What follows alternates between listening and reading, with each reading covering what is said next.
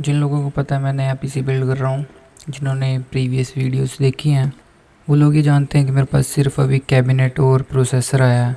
जो बाकी के कंपोनेंट है, मदरबोर्ड, रैम एक्सेट्रा, वो आने अभी बाकी हैं। अभी जो मेरे पास पुराना कैबिनेट आया वो ये है, लैब केयर कंपनी का कैबिनेट है, और इसमें से सारा सामान निकाल के, सामान मतलब जो भी कंपोनेंट है, मैं इस नए कैबिनेट में शिफ्ट करूँगा। उसकी क्विक वीडियो आपको आगे देखने को मिलेगी। प्लीज़ चैनल पे बने रहें, और अगर आपको वीडियो अच्छी लगे तो please like, share and subscribe करें। तो चलिए शुरू करते हैं।